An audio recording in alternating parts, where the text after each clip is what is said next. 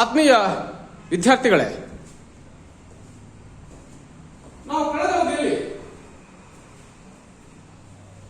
ಮೊನ್ನೆ ಆಲ್ಬರ್ಟ್ ಬಂಡೂರವರ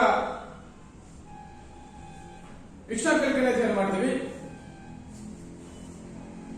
ಅದಾದ ಹಂತದಲ್ಲಿ ಅದರ ಮುಂದುವರೆದ ಭಾಗವಾಗಿ ಮತ್ತೊಬ್ಬ ಮನೋವಿಜ್ಞಾನಿಯಾಗಿರ್ತಕ್ಕಂತಹ ಬೆಂಜಮಿನ್ ಬ್ಲೂಮ್ ರವರ ಪ್ರಭುತ್ವ ಕಲಿಕಾ ಸಿದ್ಧಾಂತ.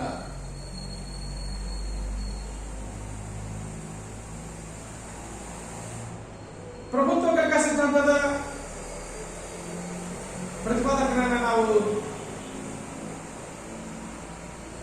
ಹೆಸರಿಸಬೇಕಾದಾಗ ಬೆಂಜಮಿನ್ ಬ್ಲೂಮ್ ರವರನ್ನು ನಾವು ಹೆಸರಿಸ್ತಾ ಹೋಗ್ತೇವೆ. ಮನೋವಿಜ್ಞಾನಿ ಬೆಂಜಮಿನ್ ಬ್ಲೂಮ್ ಎಂದರೆ ಇವರು ಅಮೆರಿಕದ ನ್ಯೂಯಾರ್ಕ್ ವಿಶ್ವವಿದ್ಯಾಲಯದಲ್ಲಿ ಮನಃಶಾಸ್ತ್ರ ಪ್ರಾಧ್ಯಾಪಕರು. ಪ್ರಭುತ್ವ ಕಲಿಕೆ ಏನಿದೆ, ಶಿಕ್ಷಣದ ಒಂದು ಮಹತ್ವಾಕಾಂಕ್ಷೆ ಮತ್ತು ಆಶಾವಾದ ಹೊಂದಿರತಕ್ಕಂಥ ಒಂದು ಸಿದ್ಧಾಂತ ನಾವು ಕಾಣಬಹುದು.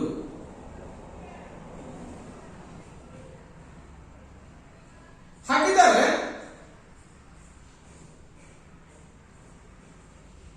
ಅಕಾರ್ಡಿಂಗ್ ಟು ಬೆಂಜಮಿನ್ ಬ್ಲೂಮ್ ಪ್ರಕಾರ ಅವ್ರು ಹೇಳ್ತಾ ಹೋಗ್ತಾರೆ,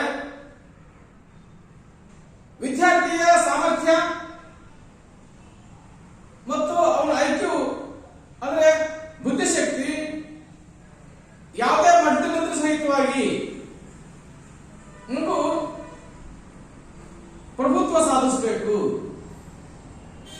ಅಂದ್ರೆ ಒಂದು ವಿಷಯದಲ್ಲಿ ಮಾಸ್ಟರಿಯನ್ನು ಸಾಧಿಸಬೇಕಂತಕ್ಕಂಥದ್ದು ಇದರ ಮೂಲ ಆಶಯ. ಹಾಗಾಗಿ ಮಗುವಿನ ಸಾಮರ್ಥ್ಯ ಮತ್ತು ಅವನ ಬುದ್ಧಿಶಕ್ತಿ ಅಥವಾ ಬುದ್ಧಿಮಟ್ಟ ಯಾವುದೇ ಮಟ್ಟದಲ್ಲಿದ್ದರೂ ಸಹಿತವಾಗಿ ಮಗು ಪ್ರಭುತ್ವವನ್ನು ಸಾಧಿಸಬೇಕಂತಕ್ಕಂಥದ್ದು ಇದರ ಮೂಲ ಆಶಯ ಕಂಡುಕೊಳ್ಳಕ್ಕೆ ಸಾಧ್ಯ ಆಗ್ತದೆ. ಅಂದ್ರೆ ವಿಶೇಷವಾಗಿ ಮಗುವಿನ ಸಾಮರ್ಥ್ಯಕ್ಕೆ ಮತ್ತು ಅವನ ಪ್ರಭುತ್ವ ಸಾಧಿಸುವ ಕೌಶಲ್ಯಕ್ಕೆ ಯಾವುದೇ ರೀತಿಯ ಸಹ ಸಂಬಂಧ ಇಲ್ಲ. ಮಗುವಿನ ಸಾಮರ್ಥ್ಯಕ್ಕಿಂತ ಕಲಿಯುವ ವಿಧಾನಕ್ಕೆ ಪ್ರಾಮುಖ್ಯತೆಯನ್ನು ನೀಡಬೇಕಂತಕ್ಕಂಥದ್ದು ಇವರ ಪ್ರಮುಖವಾದನ್ನ ನಾವು ಕಾಣ್ತೀವಿ. ಪ್ರಭುತ್ವ ಕಲಿಕೆಯ ಮೂಲ ಪರಿಕಲ್ಪನೆ ಕಂಡುಕೊಳ್ಳಕ್ಕೆ ಸಾಧ್ಯ ಆದರೆ ವಿನಯಕ ಶಾಲೆಯ ಪ್ರಚಾರಕ್ಕಿರ್ತಕ್ಕಂತಹ ಕಾರ್ಟನ್ ವಾಸ್ಪನ್ ರವರು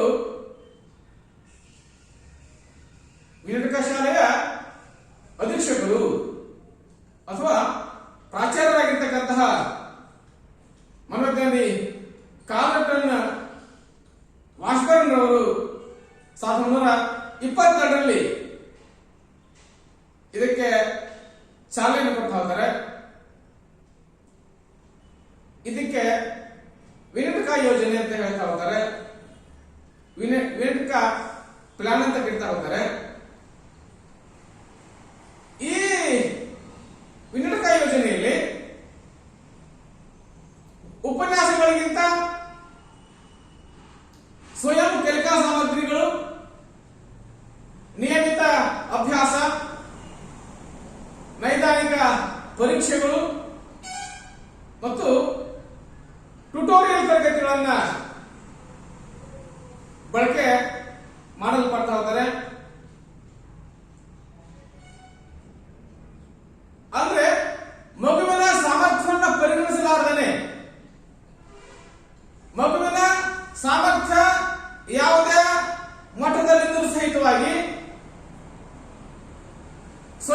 ಕಲಿಕಾ ಸಾಮಗ್ರಿಗಳನ್ನು ಮಗುವಿಗೆ ನೀಡುವ ಮೂಲಕ, ನಿರಂತರ ಅಭ್ಯಾಸವನ್ನು ಮಾಡುವ ಮೂಲಕ, ನಿರಂತರ ಪರೀಕ್ಷೆಗಳನ್ನು ಮಾಡುವ ಮೂಲಕ ಮತ್ತು ಟ್ಯುಟೋರಿಯಲ್ ತರಗತಿಗಳನ್ನು ಬಳಸುವ ಮೂಲಕವಾಗಿ ಸಾಮಾನ್ಯ ಸಾಮರ್ಥ್ಯದ ಮಗುವು ಸಹಿತ ಪ್ರಭುತ್ವ ಸಾಧಿಸಬಹುದಂತಹ ತೀರ್ಮಾನಕ್ಕೆ ಪ್ರಾಚಾರ್ಯರಾಗಿರ್ತಕ್ಕಂತಹ ಮನೋಜ್ಞಾನಿ ಕಾರ್ಲ್ ವಾಶ್ಬರ್ನ್ ಬರ್ತಾರೆ. ತದನಂತರದಲ್ಲಿ ಇದರ ಮುಂದುವರೆದ ಭಾಗವಾಗಿ ಹಾರ್ವರ್ಡ್ ವಿಶ್ವವಿದ್ಯಾಲಯದ ಪ್ರಾಧ್ಯಾಪಕರಾಗಿರ್ತಕ್ಕಂತಹ ಜಾನ್ ಬಿ ಕೆರಲ್ ಏನಿದ್ದಾರೆ 1963ರಲ್ಲಿ ಶಾಲಾ ಕಲಿಕೆಯ ಒಂದು ಮಾದರಿಯನ್ನ ಪ್ರತಿಪಾದಿಸುತ್ತಾರೆ. ಈ ಪ್ರಭುತ್ವ ಕಲಿಕಾ ಮಾದರಿಯಲ್ಲಿರ್ತಕ್ಕಂತಹ ಬೋಧನಾ ಕ್ರಮದಲ್ಲಿ ವಿಶೇಷವಾಗಿ ಕಾಲಕ್ಕೆ ಹೆಚ್ಚಿನ ಮಹತ್ವವನ್ನು ಕೊಡುವುದನ್ನು ನಾವು ಕಾಣಬಹುದು. ಹಾಗಾಗಿ according to John B Carroll ಪ್ರಕಾರ, ಮನೋಜ್ಞಾನಿ ಜಾನ್ ಬಿ ಕೆರಲ್ ಪ್ರಕಾರ, ನಿಧಾನಗತಿಯಲ್ಲಿ ಕಲಿಯುವ ಮಕ್ಕಳಿಗೆ ಹೆಚ್ಚಿನ ಸಮಯ ನೀಡಿದಲ್ಲಿ, ನಿಧಾನಗತಿಯಲ್ಲಿ ಕಲಿಯುವ ಮಕ್ಕಳಿಗೆ ಹೆಚ್ಚಿನ ಸಮಯ ನೀಡಿದಲ್ಲಿ ಮತ್ತು ಉತ್ತಮ ಬೋಧನಾ ವಿಧಾನ ಬಳಸಿದಲ್ಲಿ ಪ್ರತಿಯೊಬ್ಬ ಮಗು ಸಹಿತ ಪ್ರಭುತ್ವ ಸಾಧಿಸಬಲ್ಲನು ಅಂತಕ್ಕಂಥದ್ದು ಇವರ ಪ್ರಮುಖವಾದ.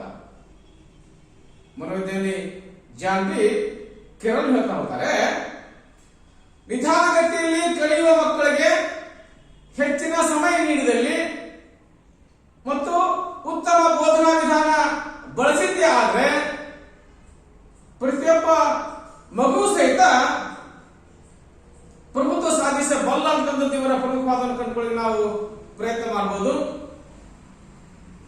ಹಾಗೆಯೇ ಕೆಲವು ಮುಂದುವರೆದು ಹೇಳ್ತಾ ಹೋಗ್ತಾರೆ, ಒಂದು ಕಾರ್ಯವನ್ನ ಪೂರೈಸುವುದಕ್ಕಾಗಿ ಸಾಕಷ್ಟು ಸಮಯ ಮತ್ತು ಅವಕಾಶ ದೊರೆತಲ್ಲಿ ತಮ್ಮ ಸಾಮರ್ಥ್ಯದ ಪರಿಪೂರ್ಣ ಮಟ್ಟವನ್ನು ತಲುಪಲು ವಿದ್ಯಾರ್ಥಿಗೆ ಸಾಧ್ಯವಾಗುತ್ತದೆ. ಆದರೆ ಕಲಿಯುವ ಸಮಯ ಸ್ಥಿರವಾಗಿದ್ದರೆ ಅಥವಾ ಕಡಿಮೆಯಾಗಿದ್ದರೆ ಸಾಮರ್ಥ್ಯವು ಸಾಧನೆಯನ್ನು ನಿಯಂತ್ರಿಸುತ್ತದೆ. ವಿದ್ಯಾರ್ಥಿಗಳ ಸಾಮರ್ಥ್ಯ ಸಾಮಾನ್ಯವಾಗಿದ್ದರೂ ಸಹಿತ ಐಕ್ಯೂ ಬುದ್ಧಿಶಕ್ತಿಯನ್ನ ಎನ್ಪಿಸಿಯಲ್ಲಿ ನಾವು ಸಾಧನೆಯನ್ನು ಕಾಣಬಹುದು. ಹಾಗಾಗಿ ನಾವು ಹೇಳ್ತಾ ಹೋಗ್ತೀವಿ, ಒಂದು ಮಗುವಿಗೆ ನಾವು ಪಟ್ಟಂತ ಕಾರ್ಯವನ್ನು ಪೂರೈಸಲಿಕ್ಕಾಗಿ ಸಾಕಷ್ಟು ಸಮಯ ಮತ್ತು ಅವಕಾಶ ಸಿಕ್ಕಿದ್ದೆ ಆದರೆ ಪ್ರತಿಯೊಬ್ಬ ಮಗು ಸಹಿತ ನಾವು ನಿರೀಕ್ಷೆ ಮಾಡಿದ ಸಾಧನೆಯನ್ನು ಮಾಡಲಿಕ್ಕೆ ಸಾಧ್ಯ ಆಗ್ತದೆ ಅಂತಕ್ಕಂಥದ್ದು ಜಾನ್ ಬಿ ಕೆರಲ್ ಅವರ ವಾದ. ಹಾಗಾಗಿ ಕೆಲವು ಪ್ರಕಾರ ಕಲಿಕೆ ಮೇಲೆ ಪ್ರಭಾವವನ್ನು ಬೀರ್ತಕ್ಕಂಥ ಅಂಶಗಳಲ್ಲಿ ಅಥವಾ ಮಗುವಿನ ಪ್ರಭುತ್ವದ ಮೇಲೆ ಪ್ರಭಾವವನ್ನು ಬೀರ್ತಕ್ಕಂಥ ಅಂಶಗಳನ್ನು ಕಂಡುಕೊಳ್ಳಕ್ಕೆ ಸಾಧ್ಯ ಆದರೆ ಅಭಿಕ್ಷಮತೆ, ಬೋಧನೆಯನ್ನು ಬೋಧನೆಯ ಗುಣಮಟ್ಟ, ಕಲಿಕೆಗೆ ನೀಡಿದ ಸಮಯ ಮತ್ತು ಪರಿಶ್ರಮ ಅಥವಾ ಸಮಯವನ್ನು ನಾವು ನೋಡಬಹುದು. ಹಾಗಾಗಿ ನಿರಂತರ ಪ್ರಯತ್ನ ಮತ್ತು ಸಮಯ ಹಾಗೆಯೇ ಸಾಕಷ್ಟು ಅವಕಾಶ ದೊರೆತಿದ್ದೇ ಆದಲ್ಲಿ ಸಾಮಾನ್ಯ ಸಾಮರ್ಥ್ಯದ ಮಗುವು ಸಹಿತ ನಾವು ನಿರೀಕ್ಷೆ ಮಾಡಲ್ಪಟ್ಟಂತಹ ಸಾಧನೆಯನ್ನು ಮಾಡಲಿಕ್ಕೆ ಸಾಧ್ಯ ಆಗ್ತದೆ ಅನ್ನೋದು ಈ ಕಲಿಕಾ ಸಿದ್ಧಾಂತದ ತಿರುಳನ್ನು ಕಂಡುಕೊಳ್ಳಿಕ್ಕೆ ಸಾಧ್ಯ ಆಗ್ತದೆ. ಹಾಗಾಗಿ ವಿಶೇಷವಾಗಿ ನಾವು ಚರ್ಚೆ ಮಾಡ್ತಾ ಹೋಗ್ತೀವಿ.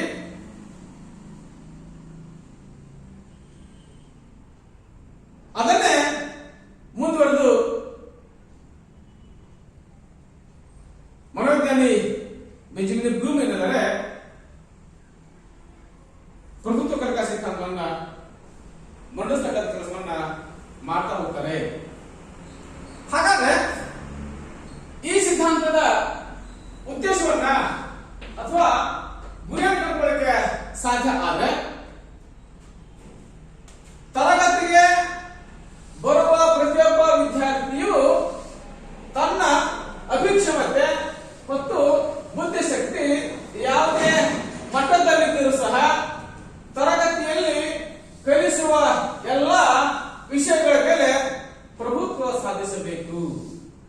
ಇದು ಇದರ ಮೂಲ ಉದ್ದೇಶ. ಹಾಗಿದ್ದರೆ ತರಗತಿಗೆ ಬರುವ ಪ್ರತಿಯೊಂದು ಮಗು ಸಹಿತ ತನ್ನ ಅಭಿಕ್ಷಮತೆ ಅಂದ್ರೆ ಅವನಲ್ಲಿ ಅಡಗಿರ್ತಕ್ಕಂತಹ ವಿಶೇಷ ಸಾಮರ್ಥ್ಯ ಏನಿದೆ ಅದು ಯಾವ ಮಟ್ಟದಲ್ಲಿದ್ರೂ ಸಹಿತ, ಯಾವ ಸ್ಥಿತಿಯಲ್ಲಿ ಇದ್ದಾಗೂ ಸಹಿತವಾಗಿ ಮತ್ತು ಅವನ ಸಾಮರ್ಥ್ಯ ಯಾವುದೇ ಮಟ್ಟದಲ್ಲಿದ್ರೂ ಸಹಿತವಾಗಿ ತರಗತಿಯಲ್ಲಿ ಕಲಿಸುವ ಎಲ್ಲ ವಿಷಯಗಳ ಮೇಲೆ ಕೇವಲ ಒಂದು ವಿಷಯ ಮಾತ್ರ ಅಲ್ಲ, ಅವನ ವಿದ್ಯಾರ್ಜನೆಗೆ ಸಂಬಂಧಪಟ್ಟಂತಹ ಎಲ್ಲಾ ವಿಷಯಗಳ ಮೇಲೂ ಸಹಿತ ಅವನು ಪ್ರಭುತ್ವ ಸಾಧಿಸಬೇಕು ಅನ್ನೋದು ಇದರ ಮೂಲ ಸಿದ್ಧಾಂತವನ್ನ ಕಂಡುಕೊಳ್ಳಿಕ್ಕೆ ಸಾಧ್ಯ ಆಗ್ತದೆ. ಹಾಗಾಗಿ ವಿಶೇಷವಾಗಿ ಹೇಳ್ತಾ ಹೋಗ್ತೀವಿ, ವಿದ್ಯಾರ್ಥಿ ಆಗಿಂತ ಆದಂತವನಿಗೆ ಜಾನ್ ಬಿ ಕೆರಲ್ ಹೇಳೋ ಪ್ರಕಾರ ಸಾಕಷ್ಟು ಸಮಯ, ಸಾಕಷ್ಟು ಅವಕಾಶ, ನಿರಂತರ ಪ್ರಯತ್ನ ಮಾಡ್ತಾ ಹೋಗಿದ್ದಾರೆ ವಿದ್ಯಾರ್ಥಿಯ ಸಾಮರ್ಥ್ಯ ಯಾವುದೇ ಮಟ್ಟದಲ್ಲಿದ್ರೂ ಸಹಿತ ಅವನು ನಿರ್ದಿಷ್ಟ ವಿಷಯಾಂಶದ ಮೇಲೆ ಪ್ರಭುತ್ವವನ್ನು ಸಾಧಿಸಲಿಕ್ಕೆ ಸಾಧ್ಯ ಅಂತಕ್ಕಂಥದ್ದು ಜಾನ್ ಬಿ ಕೆರಲ್ ಮತ್ತು ನಮ್ಮದಾದಂತಹ ಮನೋವಿಜ್ಞಾನಿ ಬೆಂಜಮಿನ್ ಬ್ಲೂಮ್ ಅವರ ಅಭಿಮತವನ್ನು ಕಂಡುಕೊಳ್ಳಕ್ಕೆ ಸಾಧ್ಯ ಆಗ್ತದೆ. ಹಾಗಿದ್ದರೆ ಪ್ರಭುತ್ವ ಕಲಿಕಾ ಸಿದ್ಧಾಂತದ ಮೂಲ ತತ್ವಗಳು ಯಾವುವು? ನಾವು ಹೊಸದಾಗಿ ಚರ್ಚೆ ಮಾಡ್ತಾ ಹೋಗ್ತೀವಿ.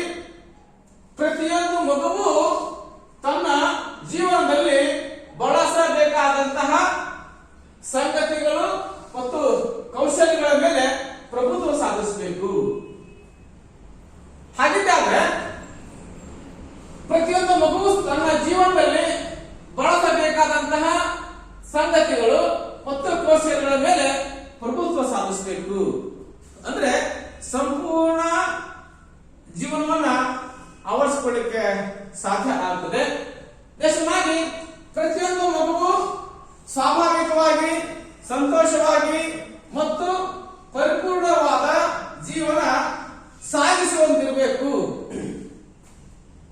ಅಂದ್ರೆ ಪ್ರತಿಯೊಂದು ಮಗುವು ಸ್ವಾಭಾವಿಕವಾಗಿ ಮತ್ತು ಸಂತೋಷವಾಗಿ ಮತ್ತು ಪರಿಪೂರ್ಣವಾದಂತಹ ಜೀವನವನ್ನ ಸಾಗಿಸಲಿಕ್ಕೆ ಸಾಧ್ಯ ಆಗಿರುವುದನ್ನು ಕಂಡುಕೊಳ್ಳಿಕ್ಕೆ ಪ್ರಯತ್ನ ಮಾಡ್ತಾ ಹೋಗ್ತೀವಿ.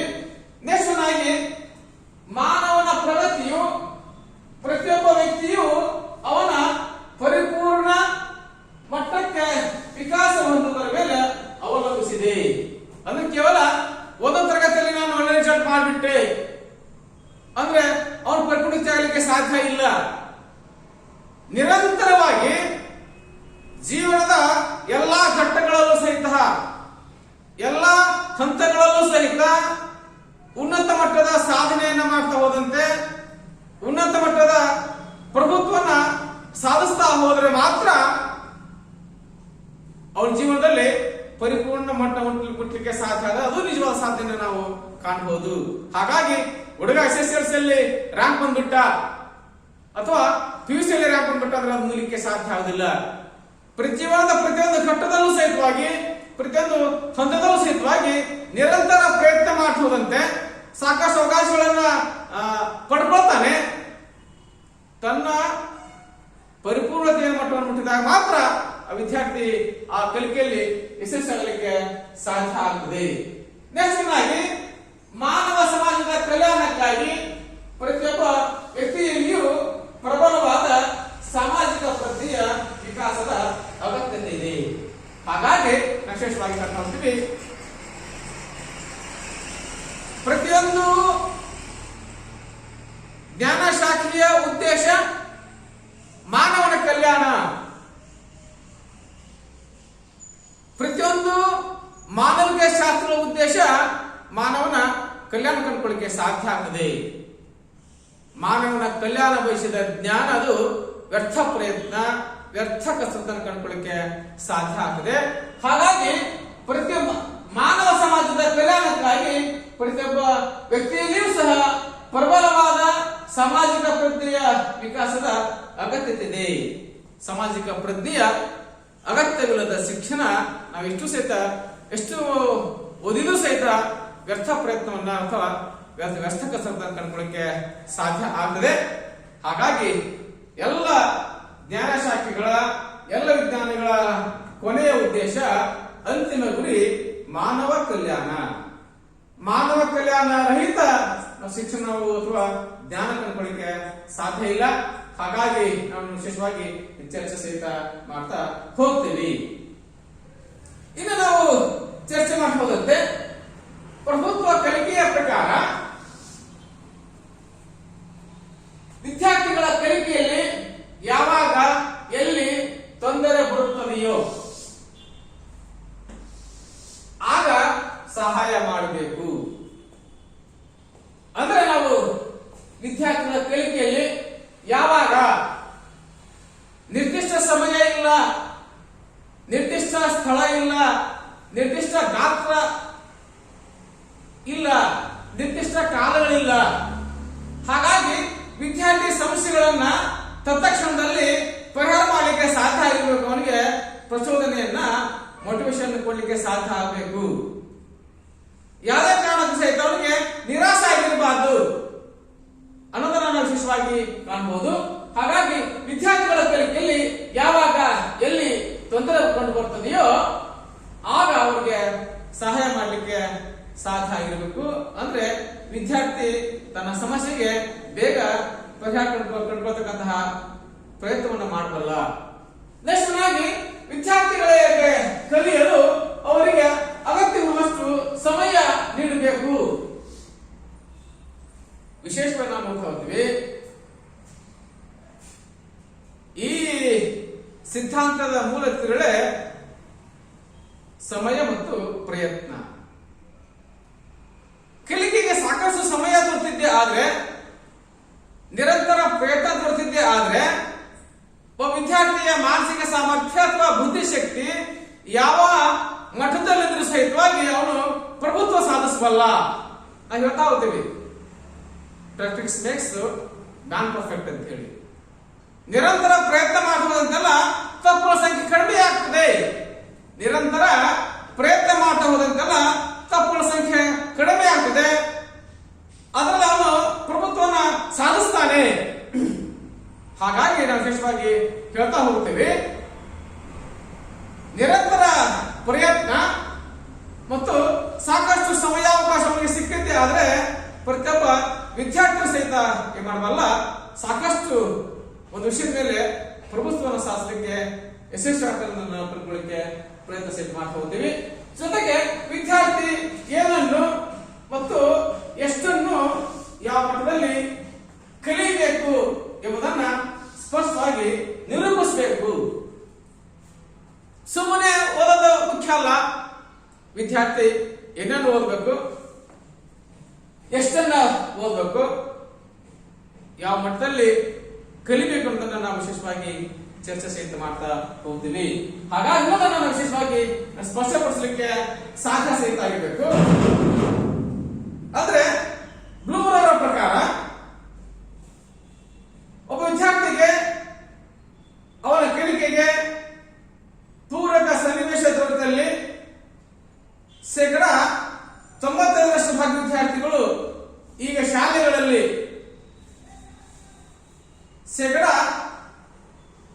20% ವಿದ್ಯಾರ್ಥಿಗಳು ಮಾತ್ರ ತಲುಪಲು ಸಾಧ್ಯವಾಗುತ್ತಿರುವ ಮಟ್ಟವನ್ನ ತಲುಪಲು ಸಾಧ್ಯ ಅನ್ನುವಂಥದ್ದು ಅವರ ಪ್ರಮುಖವಾದನ್ನು ನಾವು ಕಾಣಬಹುದು. ಹಾಗಿದ್ದಾದ್ರೆ 20% ವಿದ್ಯಾರ್ಥಿಗಳು ತಲುಪತಕ್ಕಂತಹ ಸಾಧನ ಮಟ್ಟವನ್ನ ವರ್ಗಾಕೋನಿಯ 90% ಮಕ್ಕಳು ಸಾಧನೆ ತಲುಪಲಿಕ್ಕೆ ಸಾಧ್ಯ ಆದ್ರೆ ಆ ವಿದ್ಯಾರ್ಥಿಗಳಿಗೆ ಕಲಿಕಾ ಸಾಮಗ್ರಿಗಳನ್ನ ಸರಿಯಾಗಿ ಅಥವಾ ಕ್ರಮವಾಗಿ ಜೋಡಿಸಬೇಕು. ತದನಂತರದಲ್ಲಿ ಕಲಿಯಬೇಕಾಗಿರ್ತಕ್ಕಂತಹ ಕಾರ್ಯಗಳನ್ನ ಅಥವಾ ವಿಷಯಗಳನ್ನ ನಿರ್ದಿಷ್ಟ ಉದ್ದೇಶಗಳ ಮೂಲಕ ಸ್ಪಷ್ಟಪಡಿಸಬೇಕು. ಇದರ ಉದ್ದೇಶಗಳೇನೇನು, ಇದರ ಗುರಿಗಳು ಏನು, ಇದರ ಫಲಿತಾಂಶಗಳು ಏನಾಗ್ತದೆ ಅನ್ನತಕ್ಕಂತಹ ಎಲ್ಲ ವಿಷಯಗಳನ್ನ ವಿದ್ಯಾರ್ಥಿಗಳಿಗೆ ಸ್ಪಷ್ಟಪಡಿಸಬೇಕು. ಜೊತೆಗೆ ಮನದಟ್ಟು ಮಾಡತಕ್ಕಂತಹ ಕಾರ್ಯವನ್ನ ಶಿಕ್ಷಕ ಮಾಡಲಿಕ್ಕೆ ಸಾಧ್ಯ ಆಗಿರಬೇಕು. ಜೊತೆಗೆ ಪ್ರತಿಯೊಬ್ಬ ವಿದ್ಯಾರ್ಥಿಯು ಸಹಿತ ತನ್ನದೇ ಆದ ವೇಗದಲ್ಲಿ ಕಲಿಯಲಿಕ್ಕೆ ಸಾಕಷ್ಟು ಸಮಯಾವಕಾಶ ನೀಡಬೇಕು.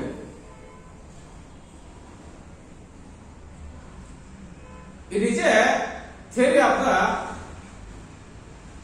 effort and time ಅಂತ ಹೇಳ್ತೀವಿ ನಾವು. It is a theory of the effort and time ಅಂತ ಹೇಳ್ತೀವಿ ನಾವು. ವಿಶೇಷವಾಗಿ ಈ ಸಿದ್ಧಾಂತ ನಿಂತಿರದೇ ನಿರಂತರ ಪ್ರಯತ್ನದ ಸಮಯ, ನಿರಂತರ ಪ್ರಯತ್ನದ ಸಮಯವನ್ನು ನಾವು ಯುಟಿಲೈಸ್ ಮಾಡಿಕೊಳ್ಳಕ್ಕೆ ಸಾಧ್ಯ ಆದ್ರೆ ಎಂತಹ ದೊಡ್ಡ ವಿದ್ಯಾರ್ಥಿ ಸಹಿತ ಉನ್ನತ ಸಾಧನೆಯನ್ನು ಮಾಡಬಲ್ಲ ಅಂತ ನಾವು ವಿಶೇಷವಾಗಿ ಸ್ಪಷ್ಟಪಡಿಸ್ತಾ ಹೋಗ್ತೇವೆ. ಹಾಗಾಗಿ ಜಗತ್ತಲ್ಲಿ ಯಾವ ದೊಡ್ಡರಲ್ಲ ಅನ್ನೋದು ಇದರ ಮೂಲ ಸಿದ್ಧಾಂತ. ಜಗತ್ತಲ್ಲಿ ಯಾರು ದೊಡ್ಡರಲ್ಲ, ಯಾರು ಫೇಲ್ ಆಗಲಿಕ್ಕೆ ಸಾಧ್ಯ ಇಲ್ಲ ಅಂತಕ್ಕಂಥದ್ದು ನಾವು ತಿಳ್ಕೊಳ್ಳಿಕ್ಕೆ ಸಾಧ್ಯ ಸಹಿತ ಆಗ್ತಾ ಹೋಗ್ತದೆ. ಹಾಗಾಗಿ ಪ್ರಬುದ್ಧ ಕಲಿಕೆಯ ಅತ್ಯಂತ ಪ್ರಮುಖ ಅಂಶ ಅಂತಂದ್ರೆ ಪರಿಹಾರಾತ್ಮಕ ಬೋಧನೆ ಮತ್ತು ನಿರಂತರ ಮೌಲ್ಯಮಾಪನವನ್ನು ಮಾಡಬೇಕು. ನಾವೇನು ರೆಪ್ಟಿಯಲ್ ಟೀಚಿಂಗ್ ಅಂತ ಹೇಳ್ತಾ ಹೋಗ್ತೀವಿ ನಾವು, ಅಥವಾ ಡ್ರಿಲ್ ವರ್ಕ್ ಅಂತ ಹೇಳ್ತಾ ಹೋಗ್ತೀವಿ ನಾವು. ಒಂದೊಂದು 10 ಸಾರಿ ಬರಿ practice makes man perfect. It is not a punishment. It is not a punishment.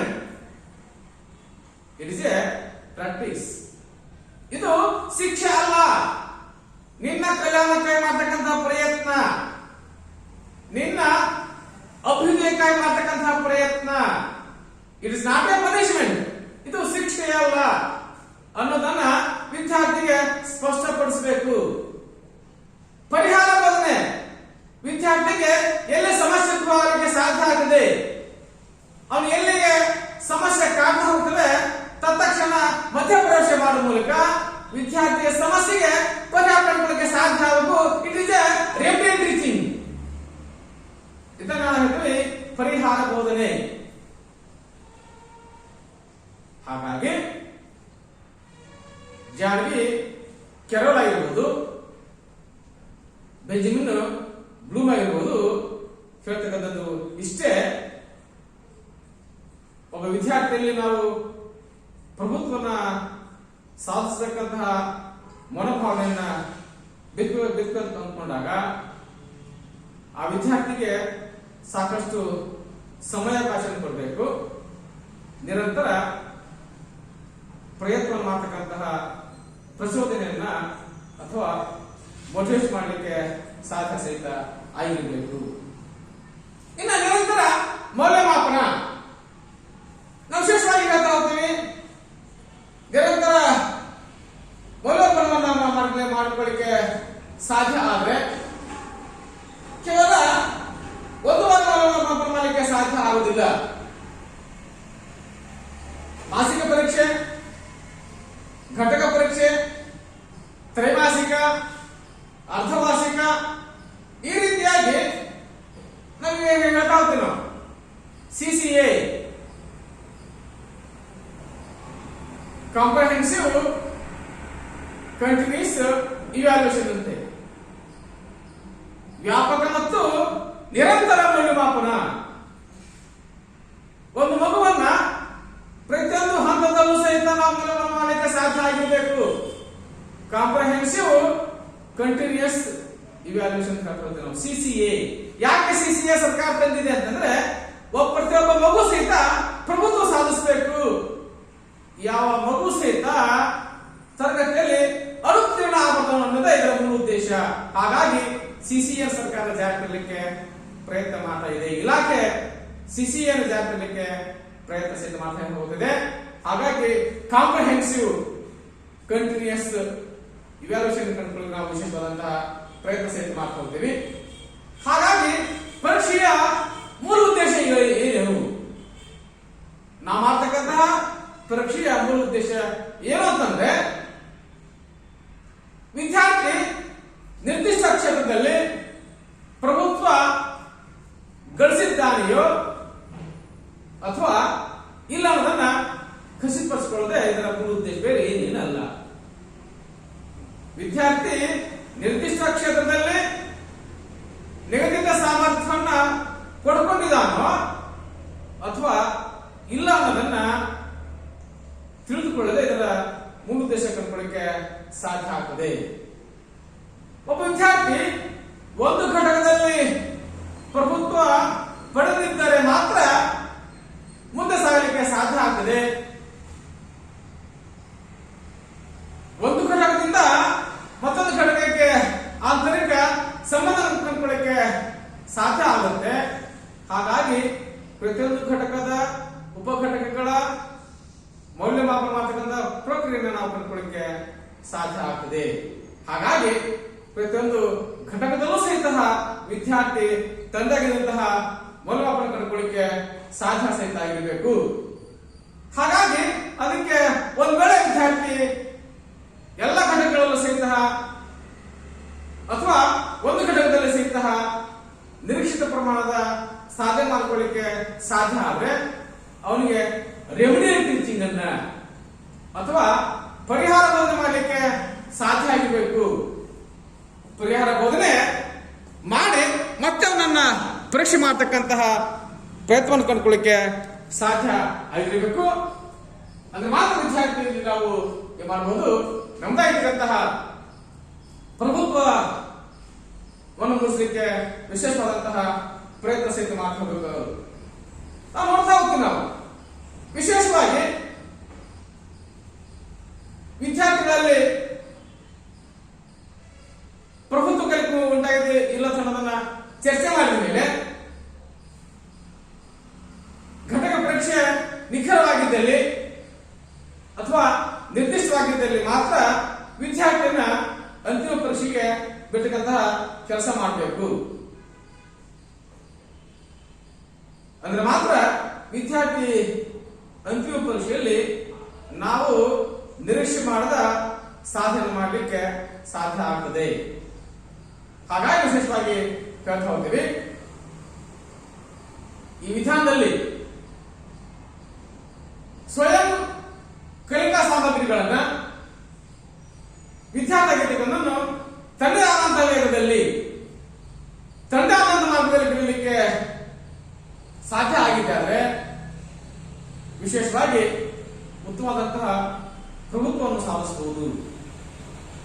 ಹಾಗಾಗಿ ಪ್ರಭುತ್ವ ಕಲಿಕಾ ಮೌಲ್ಯಮಾಪನಕ್ಕೆ ನಾವು ಅಂಕ ಆಧಾರಿತ ಪರೀಕ್ಷೆಗಳಿಗಿಂತ ಸಾಮರ್ಥ್ಯ ಆಧಾರಿತ ಪರೀಕ್ಷೆಗೆ ಹೆಚ್ಚು ಒತ್ತನ್ನು ಕೊಡಬೇಕು. ನಾವು ಹೇಳ್ತೀವಿ NRT. ನಾವು ಮಕ್ಕಳಿಗೆ NRT ಮಾಡ್ಲಿಕ್ಕೆ ಹೋಗಬಾರ್ದು. ಅಂದ್ರೆ ಅಂಕ ಗಳಿಕೆ ಶಿಕ್ಷಣ ಮೂಲ ಉದ್ದೇಶ ಅಲ್ಲ. ಅಂಕ ಗಳಿಕೆ ಕೇವಲ ವಿದ್ಯಾರ್ಥಿಯ ಮಾನಸಿಕ ಮಟ್ಟವನ್ನು ಮಾತ್ರ ಗುರುತಿಸಲಿಕ್ಕೆ ಸಾಧ್ಯ ಆಗ್ತದೆ. ಹಾಗಾಗಿ ವಿಶೇಷವಾಗಿ ಹೇಳ್ತಾ ಹೋಗ್ತೀವಿ, ನಾಪ್ಸ್ NRT ಅಂದ್ರೆ ನಾಪ್ಸ್ ರೆಫರೆನ್ಸ್ ಟೆಸ್ಟ್ ಅಂತ ಹೇಳ್ತಾ ಹೋಗ್ತೀವಿ. ಅಂಕ ಆಧಾರಿತ ಬೋಧನಾ ಮೌಲ್ಯಮಾಪನ ವಿಧಾನವನ್ನ ಬಳಕೆ ಮಾಡಲಾದ್ರೆ CRT ಕ್ರಿಟೇರಿಯನ್ ರೆಫರೆನ್ಸ್ ಟೆಸ್ಟ್ ಅನ್ನ ಅಂದ್ರೆ ಸಾಮರ್ಥ್ಯ ಆಧಾರಿತ ಪರೀಕ್ಷೆಗಳನ್ನ ಮಾಡುವ ಮೂಲಕ ವಿದ್ಯಾರ್ಥಿಯಲ್ಲಿ ನಿರ್ದಿಷ್ಟಪಡಿಸಿದ ಪ್ರಭುತ್ವವನ್ನು ಸಾಧಿಸಲಿಕ್ಕೆ ಸಾಧಕಗಳಿಗೆ ಕಲಿಕೆಯನ್ನ ಉಂಟು ಮಾಡಲಿಕ್ಕೆ ವಿಶೇಷವಾದಂತಹ ಪ್ರಯತ್ನ ಸೇರಿ ಮಾಡ್ತಾ ಹೋಗ್ಕೊಳ್ಳೋದು ಇದರ ಮೂಲ ಉದ್ದೇಶ ಕಂಡುಕೊಳ್ಳಿಕ್ಕೆ ಸಾಧ್ಯ ಆಗದೆ. ಇನ್ನು ಶೈಕ್ಷಣಿಕ ಪ್ರಾಮುಖ್ಯತೆ ಅಥವಾ ಶೈಕ್ಷಣಿಕ ನೀತಾರ್ಥ ಕಂಡುಕೊಳ್ಳಿಕ್ಕೆ ಸಾಧ್ಯ ಆದರೆ ಪ್ರಭುತ್ವ ಕಲಿಕೆಯು ವಿಶಿಷ್ಟವಾದ ಮತ್ತು ವೈಯಕ್ತೀಕರಣಗೊಳಿಸಿದ ಬೋಧನೆ, ಪ್ರಗತಿಯ ನಿಯಂತ್ರಣ, ಉರುಪುಗೊಳ್ಳುತ್ತಿರುವ ಮೌಲ್ಯಮಾಪನ, ಮರುಸೂಚನೆ, ಸರಿಪಡಿಸುವ ಪದ್ಧತಿಗಳು ಮತ್ತು ಅನ್ವೇಷಾತ್ಮಕ ಹೊಂದಾಣಿಕೆ ಬಳಸುವುದರಿಂದಾಗಿ ಸಾಧನೆಯ ಅಂತರವನ್ನ ಕಡಿಮೆಗೊಳಿಸುತ್ತದೆ. ಈ ವಿಧಾನವು ಬೆಂಜಮಿನ್ ಬ್ಲೂಮ್ ಅವರ ಪ್ರಭುತ್ವ ಕಲಿಕಾ ಮಾದರಿಯನ್ನು ಆಧರಿಸಿದೆ. ಮಕ್ಕಳ ಸಾಧನೆ ಹೆಚ್ಚಿಸಲು ವ್ಯತ್ಯಾಸಗೊಳಗೊಂಡ ಬೋಧನಾ ಆಚರಣೆಗಳನ್ನು ಪದ್ಧತಿಗಳಾಗಿ ಬಳಸಲು ಈ ಮಾದರಿ ಮಹತ್ವವನ್ನ ನೀಡುತ್ತಾ ಹೋಗುತ್ತೆ. ಪ್ರಭುತ್ವ ಕಲಿಕೆಯು ತಂದೆಯಾದಂತಹ ತತ್ವಗಳನ್ನ ಒಳಗೊಂಡಿದೆ. ಪಠ್ಯಕ್ರಮ ರಚನೆ, ಬೋಧನಾ ಮಾದರಿಗಳು, ವಿದ್ಯಾರ್ಥಿಗಳ ಮೌಲ್ಯಮಾಪನ, ಉತ್ತಮ ಬೋಧನಾ ವಿಧಾನಗಳ ಆಧಾರದ ಮೇಲೆ ಈ ಪ್ರಭುತ್ವ ಮಾದರಿ ಕಲಿಕೆ ರಚನೆ ಕಂಡುಕೊಳ್ಳಿಕ್ಕೆ ಸಾಧ್ಯ ಆಗ್ತದೆ. ಬದಲಾಗುತ್ತಿರುವ ವಿಷಯಾಂಶದ ಮೇಲೆ ಬೆಳಕು ಚೆಲ್ಲುವ ಬದಲಾಗಿ ಅದರ ಮೇಲೆ ಪ್ರಭುತ್ವ ಸಾಧಿಸುವ ಪದ್ಧತಿಗಳು ಮತ್ತು ಅಂತಹ ಪ್ರಕ್ರಿಯೆಗಳನ್ನು ಅಭಿವೃದ್ಧಿಪಡಿಸುವುದಕ್ಕೆ ಮಹತ್ವವನ್ನ ನೀಡ್ತಾ ಹೋಗುತ್ತೆ. ಪರಿಕಲ್ಪನೆಗಳನ್ನು ಕಲಿತ ವಿದ್ಯಾರ್ಥಿಗಳು ತಮ್ಮದೇ ಆದ ಕಲಿಕಾ ಅನುಭವಗಳನ್ನು ಸಂಪದ್ಭರಿತ ಚಟುವಟಿಕೆಗಳ ಮೂಲಕ, ಅಂದರೆ ವಿಶೇಷ ಯೋಜನೆಗಳು, ವರದಿಗಳು, ಶೈಕ್ಷಣಿಕ ಆಟಗಳು ಅಥವಾ ಸಮಸ್ಯೆ ಪರಿಹಾರ ಚಟುವಟಿಕೆಗಳಲ್ಲಿ ಮುಂದುವರಿಸುವುದನ್ನು ನಾವು ಕಾಣಬಹುದು. ಪರಿಕಲ್ಪನೆಗಳ ಜೊತೆಗೆ ಹೆಚ್ಚಿನ ಅನುಭವ ಬಯಸುವ ವಿದ್ಯಾರ್ಥಿಗಳು ಮರುಸೂಚನೆಗಳನ್ನು ಸರಿಪಡಿಸುವ ಚಟುವಟಿಕೆಗಳೊಂದಿಗೆ ಜೋಡಿಸಿ ಕಲಿಕಾ ಸವಾಲುಗಳಿಗೆ ಮಾರ್ಗದರ್ಶನವನ್ನ ಪಡೆದುಕೊಳ್ಳುತ್ತಾರೆ. ಈ ಸರಿಪಡಿಸುವ ಚಟುವಟಿಕೆಗಳು ಆರಂಭಿಕ ಬೋಧನೆಗಿಂತ ಗುಣಾತ್ಮಕವಾಗಿ ವಿಭಿನ್ನವಾಗಿದ್ದು ಪರಿಣಾಮಕಾರಿ ಬೋಧನಾ ತಂತ್ರಗಳನ್ನು ಮತ್ತು ಕಲಿಯಲು ಹೆಚ್ಚಿನ ಸಮಯವನ್ನು ಒದಗಿಸುತ್ತವೆ. ಇನ್ನು ಮುಂದುವರೆದು ಹೇಳುವುದಾದರೆ ಕಲಿಕಾ ಗುರಿಗಳು ಅಥವಾ ದರ್ಜೆಗಳು ಬೋಧನೆ ಅಥವಾ ಆಚರಣೆಯ ಅವಕಾಶಗಳು, ಸರಿಪಡಿಸುವ ಮರುಸೂಚನೆ ಮತ್ತು ಮೌಲ್ಯಮಾಪನದೊಂದಿಗೆ ಹೊಂದಾಣಿಕೆಯಾಗಬೇಕು. ಮಕ್ಕಳು ವಿಮರ್ಶಾತ್ಮಕ ಚಿಂತನೆ ಅಥವಾ ಸೃಜನಾತ್ಮಕ ಚಿಂತನೆಗಳಂತಹ ಉನ್ನತ ಮಟ್ಟದ ಚಿಂತನೆಗಳನ್ನು ಬೆಳೆಸಲು ಬ್ಲೂಮ್ ರವರ ಸಿದ್ಧಾಂತ ಶಿಕ್ಷಕರಿಗೆ ನೆರವಾಗುತ್ತದೆ. ಪ್ರಭುತ್ವ ಕಲಿಕಾ ತರಗತಿಯ ಪರಿಣಾಮಗಳ ನಿರೀಕ್ಷಣೆಯು ವಿದ್ಯಾರ್ಥಿಗಳ ಹೆಚ್ಚಿನ ಸಾಧನೆ, ಕಲಿಕಾಂಶಗಳ ಉಳಿಕೆ, ಕಲಿಕಾ ಚಟುವಟಿಕೆಯಲ್ಲಿ ಭಾಗವಹಿಸುವಿಕೆ ಮತ್ತು ವಿದ್ಯಾರ್ಥಿಗಳ ಮನೋವೃತ್ತಿಯ ಮೇಲೆ ಧನಾತ್ಮಕ ಪರಿಣಾಮವನ್ನು ತೋರಿಸುತ್ತದೆ. ಇದರ ಜೊತೆಗೆ ಶಿಕ್ಷಕರಲ್ಲಿಯೂ ಸಹ ವಿದ್ಯಾರ್ಥಿಯ ಸಾಧನಾ ನಿರೀಕ್ಷೆಗಳನ್ನು ಅಭಿವೃದ್ಧಿಪಡಿಸುವಲ್ಲಿ ಧನಾತ್ಮಕ ಪರಿಣಾಮ ಬೀರುತ್ತದೆ. ಎಲ್ಲರಿಗೂ ಧನ್ಯವಾದ.